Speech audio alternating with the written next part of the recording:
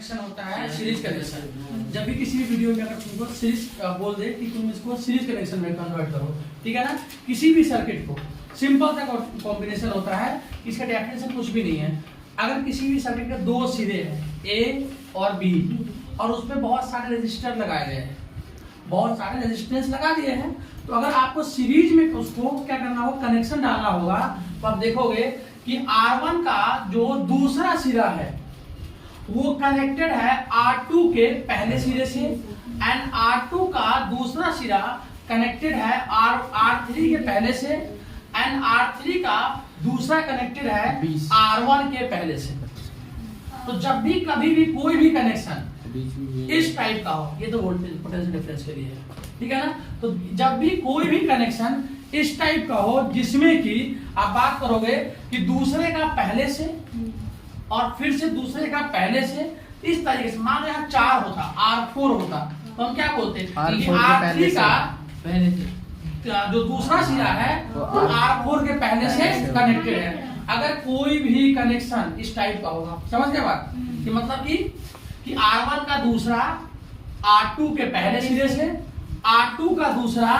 R3 के पहले से, R3 का दूसरा R1 के पहले से, अगर ऐसा कोई भी कनेक्शन हो रहा है किसी भी सर्किट में, तो हम बोलेंगे कि वो सीरीज कनेक्शन है। कौन सा कनेक्शन है? सीरीज कनेक्शन है। इसका सिंपल सा एक कॉन्सेप्ट होता है, लास्ट ईयर मैंने बच्चों को लिखा दिया कि V = IR, बच्चों ने भी डायग्राम में लिख दिया V = IR। मेरे पास स्पेस की कमी है, दैट्स व्हाई मैंने यहाँ लिखा है, आप जरा बाहर लिखिएगा। लास्ट में मैंने डायग्राम के अंदर से लिखना शुरू किया था ना, जगह बचता है ना, बच्चों ने भी डायग्राम से लिखना शुरू कर दिया था,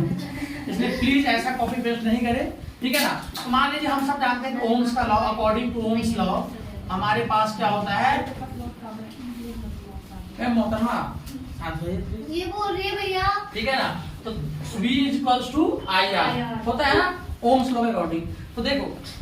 अलग अलग जगह पे हर रेजिस्टेंस के लिए हम क्या देख रहे हैं कि पोटेंशियल डिफरेंस का पैमाना अलग अलग ही होगा, रेजिस्टेंस अलग अलग है, तो हम क्या बोलेंगे कि V1 = हो जाएगा आपका IR1। करंट तो वही है, सब में फ्लो हो रहा है, एक ही करंट पूरे सर्किट में फ्लो हो रहा है ना, तो हम बोलेंगे कि V1 के लिए क्या हो जाएगा IR1 पहले केस पे, दूसरे केस में क्या हो जाएगा V2 बराबर क्या हो जाएगा IR2, V3 = हो जाएगा आपका IR3। ये तीन कॉन्सेप्ट आपका समझ में आ गया, तीन रेजिस्टेंस के लिए V1 बराबर IR1, V2 बराबर IR2, V3 बराबर IR3,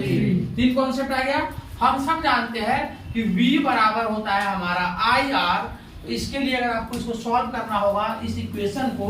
तो अगर V बराबर है हमारे पास IR है ना, तो हम क्या बोलेंगे कि सीधा सा हम यहाँ पे नोट कर सकते हैं कि V बराबर IR है हमारे पास, तो हम इसकी जगह पे लिख सकते हैं कि IR = IR1 + IR2 + IR3। अब इन दोनों तीनों में देखो कॉमन क्या है, I कॉमन है, तो I को अगर आप बाहर खींच लोगे तो यहाँ क्या हो जाएगा, I कॉमन बाहर खींच के R1 + R2 प्लस में R3, तो I से I कट गया, तो हमारे पास जो इक्विवेलेंट रेजिस्टेंस आया है उसकी वैल्यू आ जाएगी R equivalent बराबर R1 + R2 + R3। जब भी कोई भी कनेक्शन इस टाइप से बनाया गया हो तो उसको हम बोलेंगे ये सीरीज का कनेक्शन है। कौन सा कनेक्शन है? Series connection. और इसके अदर होगा तो वो हो जाएगा पैरेलल कनेक्शन, ठीक है। अब बंद कर